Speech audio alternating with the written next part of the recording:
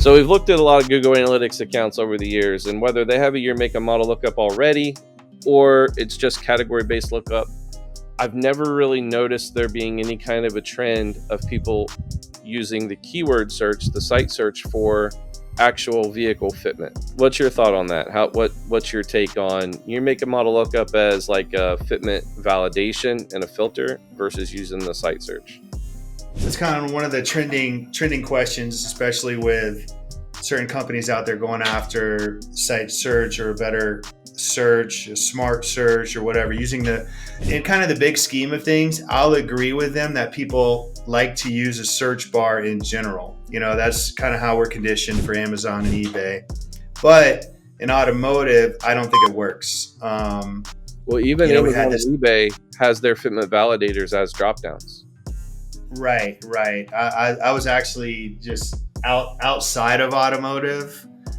People love the search, and I think the search bar is how we'd all, prefer to get to what we need quickly.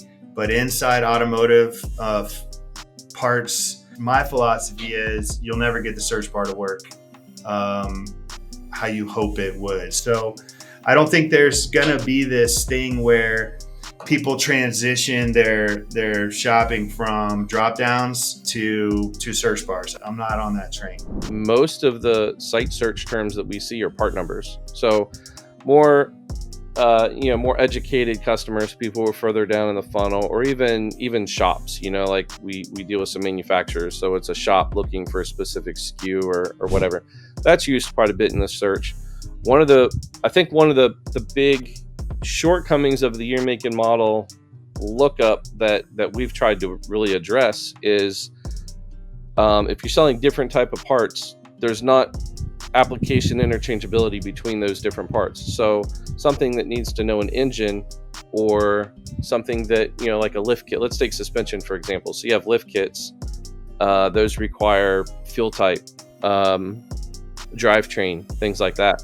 But for the same base vehicle, a shock or replacement strut might only be the base vehicle. So a lot of times, the shock or the strut might only have year, make, model, and the lift kit might have year, make, model, drivetrain, and fuel type. So what we in our app, that's one of the examples that we really kind of work to perfect, which is if you select additional qualifiers that might be optional or dynamic qualifiers, that doesn't rule out other applications or other products or product types that only might have just year, make, model, and all those other fields are blank or null. It doesn't rule out products that might still fit your vehicle just because some information is missing from those other products, because it doesn't need them. It's not that it's missing in error, it doesn't need them. Ultimately, I feel even if search is involved, at the end of the day, you got to have these drop downs. You got to have these buttons that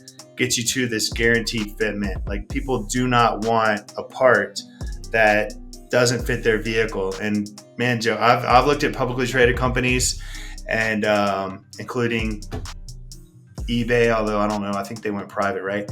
But so many times you see that green check mark, this fits, and it doesn't fit. We know it doesn't fit because we look for specific things that we know are probably going to be errors, and it's a green check, but you didn't ask all the questions. Yeah, this fits your Dodge Ram, but it's exhaust system, and you didn't ask me, like, the exhaust has got to go from the engine all the way out the back of the truck, right? But you didn't ask me my cab, you didn't ask me my bed length, you just asked me my make, model, and maybe engine, and that's not enough. So there's a lot of returns out there, and that's costing a lot of money for somebody, and a lot of frustration for customers, and of course the customer service teams that are having to handle all that.